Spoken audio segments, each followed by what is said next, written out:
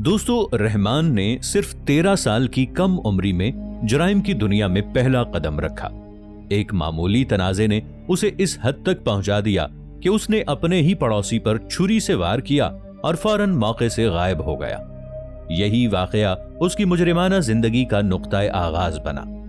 وقت گزرنے کے ساتھ ساتھ رحمان ڈکیت کے خلاف FIRs کی ایک لمبی فہرست تیار ہو گئی۔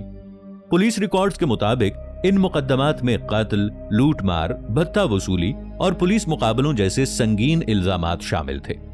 اب حالات یہاں تک پہنچے کہ پولیس نے اس کے سر کی قیمت 50 لاکھ روپے مقرر کر دی۔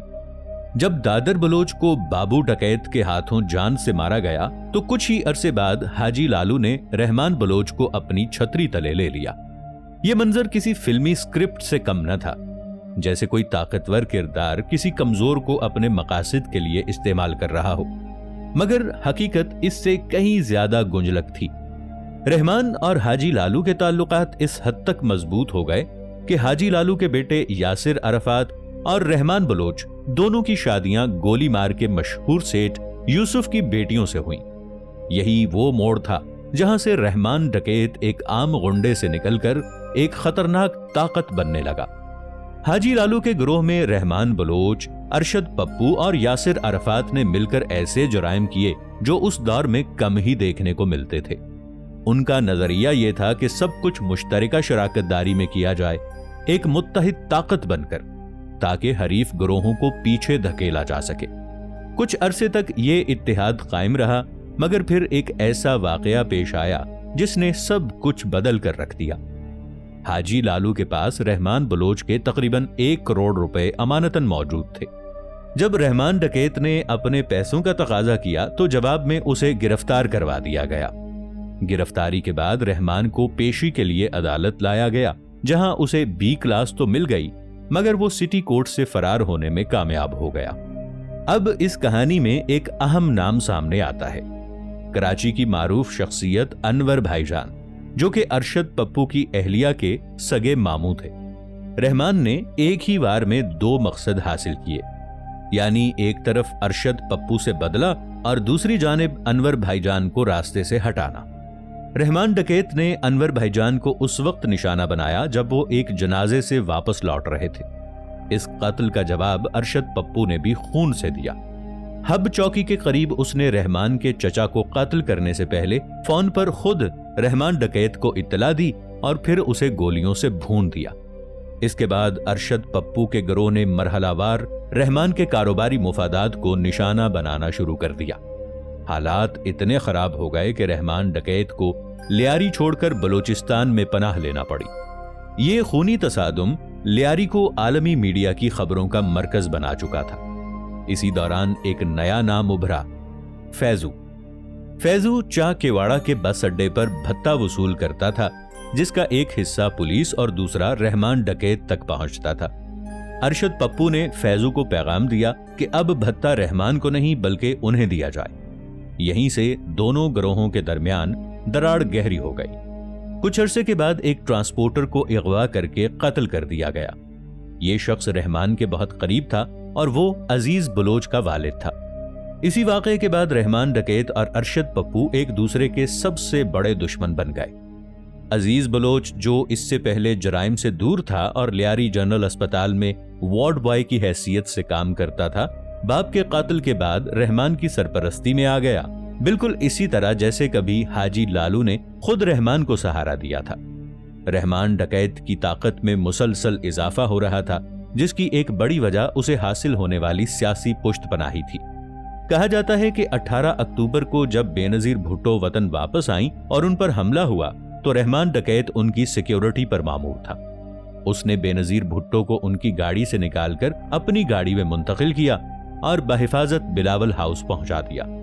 یہ بھی ریکارڈ کا حصہ ہے کہ بلاول ہاؤس کی توسیع کے لیے اطراف کے مکانات خالی کرانے میں بھی رحمان کا کردار رہا۔ یہی وہ دور تھا جب لیاری پر رحمان کی گرفت سب سے زیادہ مضبوط ہو چکی تھی، یہاں تک کہ اس نے پاکستان پیپلز پارٹی کو بھی دباؤ میں لے لیا۔ کون کونسلر بنے گا اور کون ضلعی ناظم، یہ فیصلے بھی رحمان کی مرضی کے بغیر ممکن نہ تھے۔ آخر کار پیپلز پارٹی کو یہ احساس ہو گیا کہ رحمان ڈکیت کی موجودگی میں لیاری پر سیاسی کنٹرول برقرار رکھنا مشکل ہو جائے گا، اور یہاں سے کہانی میں انٹری ہوتی ہے ایک خوفناک پولیس افسر کی، یعنی SSP چودھری اسلم۔ سن 2005 میں چودھری اسلم کو لیاری ٹاسک فورس کا سربراہ مقرر کیا گیا اور انہیں واضح ہدایات دی گئیں کہ رحمان ڈکیت کو ہر قیمت پر گرفتار کیا جائے۔ ہب کے علاقے میں ایک خفیہ کارروائی کے دوران رحمان نے CCTV کی مدد سے پولیس کی نقل و حرکت بھانپ لی اور شدید فائرنگ شروع کر دی، جس میں چودھری اسلم سمیت کئی اہلکار زخمی ہو گئے، مگر رحمان ڈکیت ایک بار پھر بچ نکلنے میں کامیاب رہا۔ اس واقعے کے بعد چودھری اسلم نے رحمان ڈکیت کی گرفتاری کو اپنی زندگی کا مشن بنا لیا۔ بالآخر 18 جون سن 2006 کو کوئٹہ ٹاؤن سے رحمان کو گرفتار کر کے خفیہ طور پر کراچی منتقل کیا گیا، جہاں اس کی سخت تفتیش ہوئی اور اس کے جرائم کے اعترافات ویڈیو پر ریکارڈ کیے گئے، مگر اگست 2006 میں وہ مبینہ طور پر 5 کروڑ روپے رشوت دے کر ایک بار پھر فرار ہو گیا۔ کراچی کے رحمان ڈکیت اور ممبئی انڈر ورلڈ کے سب سے بڑے ڈان داؤد ابراہیم سے جڑی یہ لرزہ خیز داستان شاید آپ نے اس انداز میں پہلے کبھی نہ سنی ہو۔ اس کہانی کی اصل شروعات تقریباً 1993 کے آس پاس سے ہوتی ہے، جب داؤد ابراہیم ہمیشہ کے لیے بھارت چھوڑ کر فرار ہو گیا۔ بھارت سے نکلنے کے بعد اس کا پہلا بڑا پڑاؤ دبئی بنا، جہاں اس کا نیٹ ورک پہلے ہی مضبوط تھا، مگر کچھ ہی عرصے میں داؤد کو یہ اندازہ ہو گیا کہ شاید یہاں زیادہ دیر ٹھہرنا ممکن نہیں، چنانچہ اس نے ایک بار پھر رخ بدلا، اور اس نئی منزل کا نام تھا کراچی۔ جس وقت داؤد ابراہیم کراچی پہنچا، شہر میں پہلے ہی چھوٹے بڑے کئی گینگ سرگرم تھے اور انڈر ورلڈ کی جڑیں مضبوط ہو چکی تھیں، مگر حقیقت یہ تھی کہ داؤد کے قد کا کوئی اور اس دنیا میں موجود نہ تھا۔ ایک طرف اس کا نیٹ ورک عالمی سطح پر پھیلا ہوا تھا، جبکہ کراچی کے باقی تمام گینگ صرف مقامی حد تک محدود تھے۔ یوں داؤد ابراہیم نے کراچی کو بھی اسی انداز میں کنٹرول کرنا شروع کر دیا جیسے وہ کبھی ممبئی کو کیا کرتا تھا۔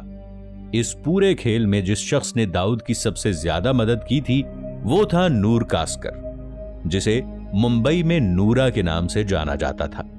اس دور میں کراچی میں نور کاسکر کی حیثیت کچھ یوں تھی کہ اگر داؤد بادشاہ تھا تو نورا اس کا وزیر تھا۔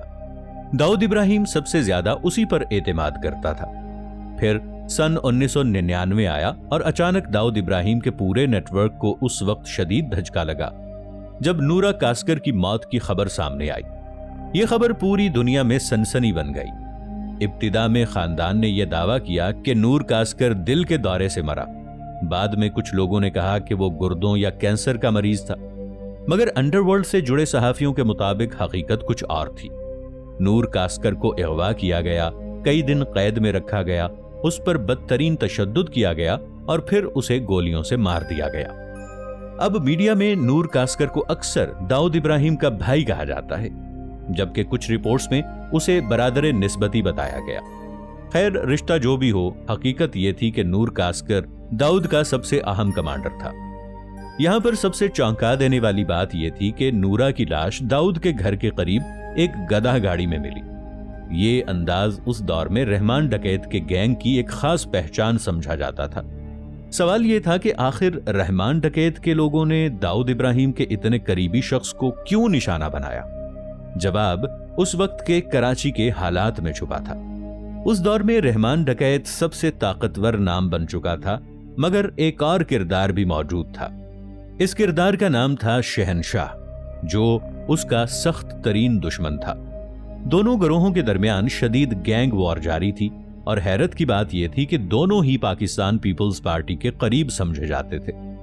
داؤد کے کراچی آنے کے بعد شہنشاہ نے مبینہ طور پر ڈی کمپنی سے خفیہ روابط قائم کر لیے تاکہ رحمان ڈکیت کا مقابلہ کیا جا سکے۔ ایک وجہ یہ بھی تھی کہ رحمان کا گینگ زیادہ تر بلوچوں پر مشتمل تھا، جو کسی بیرونی شخص کو اپنے علاقے پر حاوی دیکھنا نہیں چاہتے تھے۔ دوسری جانب داؤد اور اس کے لوگوں نے ابتدا میں رحمان جیسے لوکل گینگ کو کمزور سمجھا، اور بالآخر 9 اگست سن 2009 کو کراچی کے علاقے گلستان جوہر میں پولیس مقابلے کے دوران رحمان ڈکیت اور اس کے 3 ساتھی مارے گئے، اور یوں ایک خونی دور اپنے انجام کو پہنچا۔